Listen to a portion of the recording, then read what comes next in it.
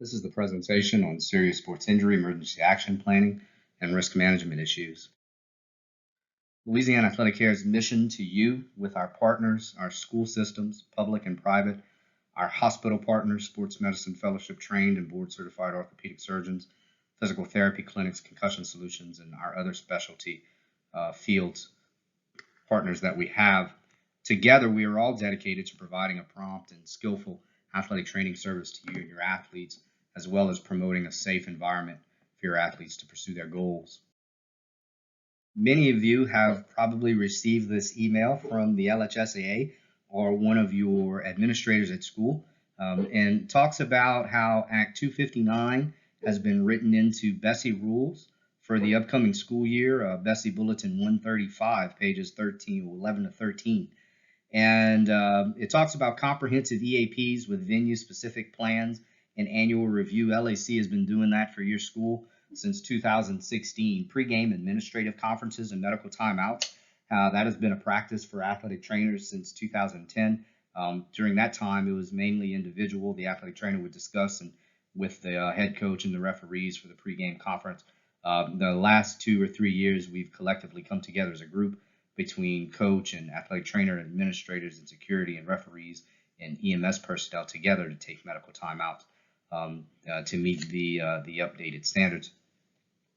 We've been having safeguards to remove injured athletes. That's been the mission of Louisiana Athletic Care since 2004, providing your athlete a safe environment to participate in.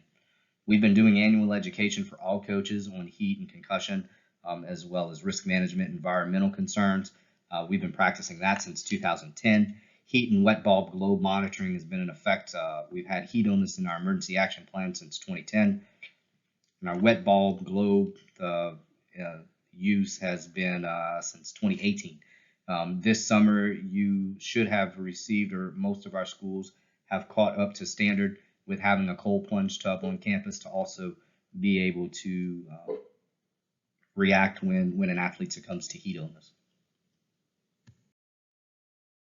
Louisiana Serious Sports Injury Law, formerly known as Act 352, it was renamed the Remy Hidalgo Act this past summer.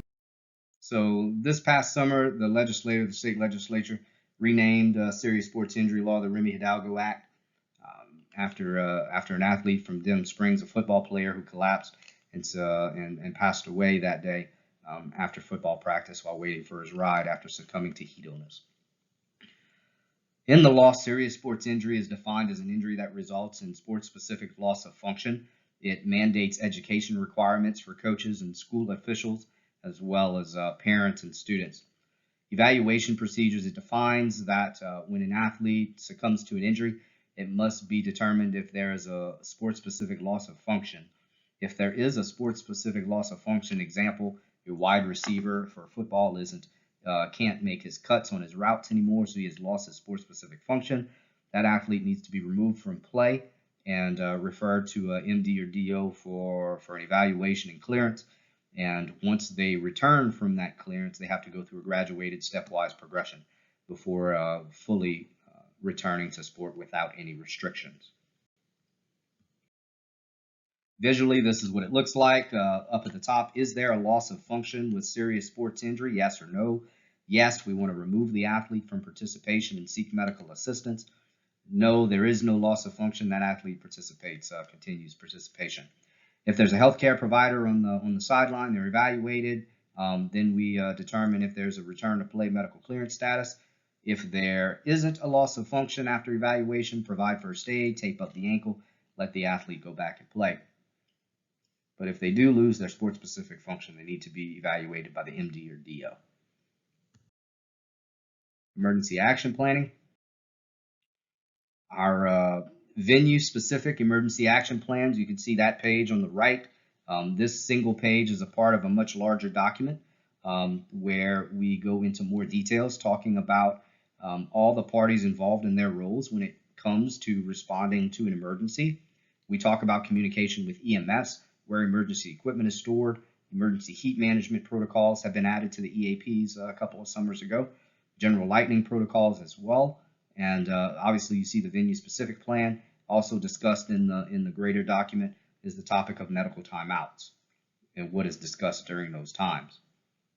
Your athletic trainer will go over your emergency action plan with you individually at some point before the start of the school year if they have not done so already.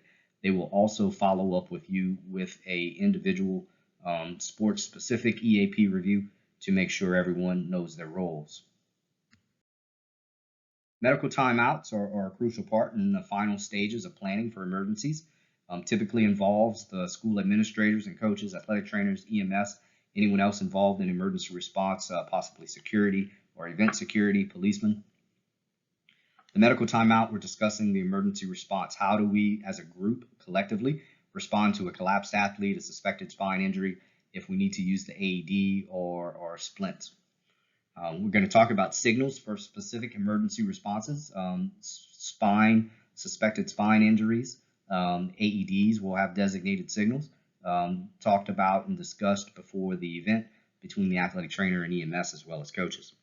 We're going to talk about the field access for the ambulance, location of emergency equipment, heat and humidity adjustments that we're making, and any lightning plans should we suspect inclement weather during that event.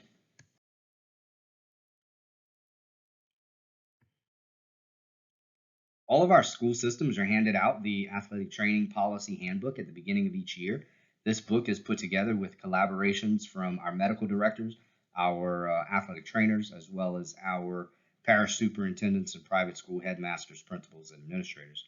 Important education topics are included in here, talking about pre-participation exams, reporting of injuries and protocol, and weather protocol. We'll go over specifically reporting of injuries here in a bit.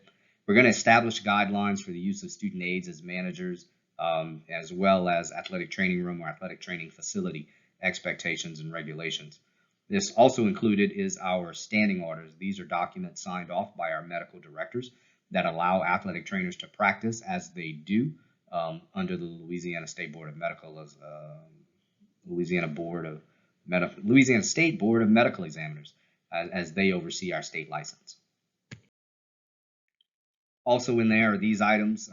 We talk about accident coverage policies for athletes, general medicine, weather protocols, serious sports injury laws written into there, as well as all our medical protocols on the right.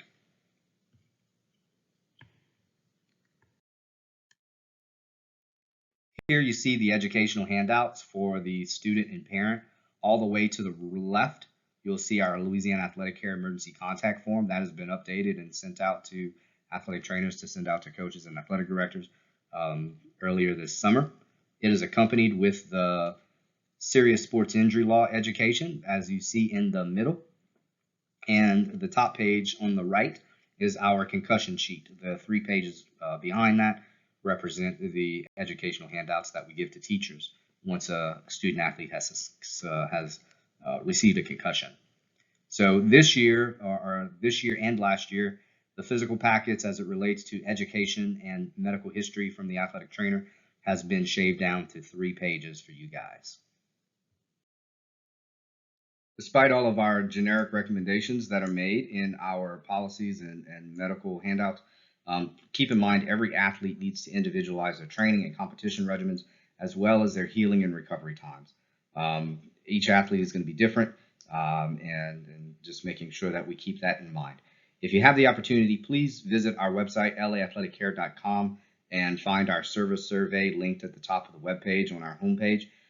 Information from you on how we're doing or what we could do to better the service is of great importance to us. If you have any questions, reach out to your athletic trainers about the content material that was presented to you today. If they're not able to answer it, they have direct contact to us, and we'll be in touch. Otherwise, thank you and have a great year. But before, I want to thank our partners at Ochsner Lafayette General Sports Medicine, specifically Doctors Otis Drew and Brian Etier, both board-certified sports medicine trained orthopedic surgeons, operating out of Lafayette General Orthopedic Hospital in the Ochsner Lafayette General Orthopedic Center. Thank you, gentlemen, and again, wish everyone a great year.